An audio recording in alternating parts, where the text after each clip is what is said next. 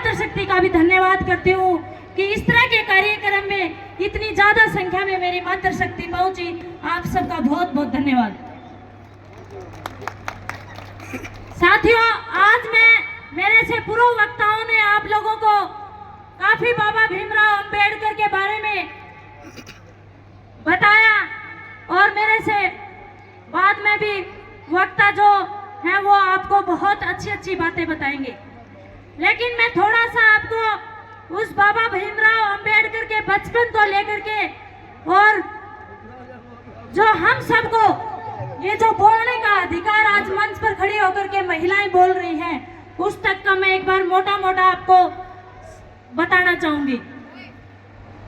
जब बाबा भीमराव अंबेडकर की शिक्षा लेने का समय आया तो एक बार बाबा भीमराव अंबेडकर स्कूल में थे और जब उसके शिक्षक को उसकी जाति का पता लगा तो वो शिक्षक ने बाहर निकाल दिया उसको क्लासरूम से और वो रोता हुआ अपने क्लासरूम के बाहर खड़ा होकर के पढ़ाई की और बाद में शाम को घर आके अपनी माता के सामने रोने लग गया कि माता जी ये बताइए कि क्या हमें पढ़ने का अधिकार नहीं है। माता जी ने कहा नहीं बेटा। बोला क्यों? बोला कि हम नीची जाति से आते हैं। बोला नीची जाति कौन सी, कहाँ लिखा हुआ है नीची जाति से हम? बोला कि बेटा एक किताब में लिखा हुआ है। कि माता जी किताब तो गलत भी हो सकती है, अगर जिस दिन मेरी कलम में ताकत आई और मुझे मौका मिला तो मैं उस किताब को बदलने का काम भी करूंगा और उस किताब में हर इंसान को बराबर का दर्जा देने का काम करूंगा और उस किताब का नाम भारत का संविधान। उसके बाद बाबा भीमराव अंबेडकर ने 32 डिग्रियां प्राप्त की और 4 विषयों में पीएचडी डिलीट पास आउट थे और कोई किसी तरह की डिग्री में कोई फ्रॉड पड़ा नहीं था। आज हम अगर किसी की डिग्रियां चेक करने लग जाएं तो शायद देश की राजा की डिग्री भी फ्रॉड मिलेगी,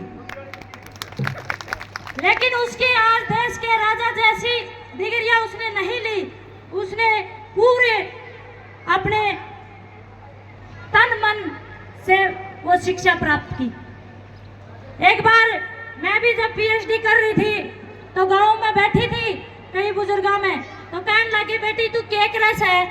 मैंने बोली ताऊ जी मैं तो पीएचडी करूँ छू। तो एक भाई बोला कि कविता डॉक्टर की पढ़ाई करस है। तो ये एक बुजुर्ग दादा था मेरा, उसने बेरा था कोनी कि भाई ये डॉक्टर कौन सा डॉक्टर हुआ है? वो मैंने बोला बेटी मेरा सांस की बीमारी से और मैंने कि मैं दवाई बता।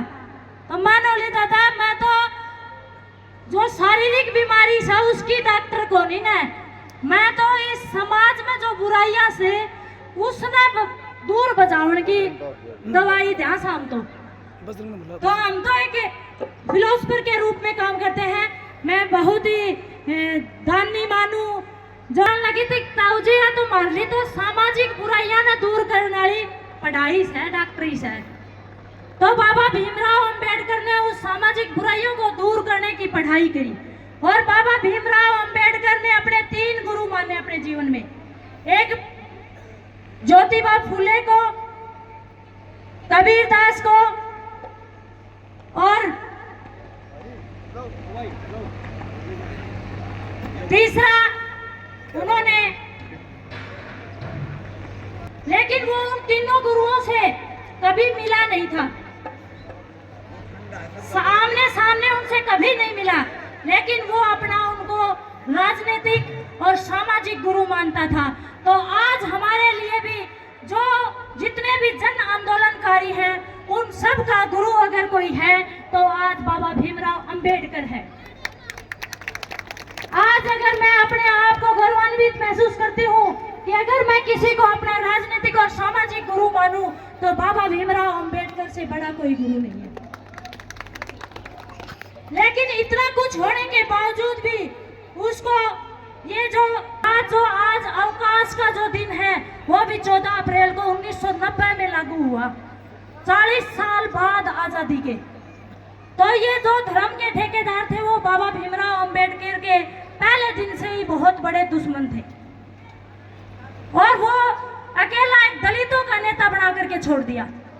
अगर मैं बात भी, काफी उन्होंने अपने अधिकार दिए, महिलाओं के लिए, कर्मचारियों के लिए वेतन और भत्ता देने का काम उन्होंने संविधान में किया।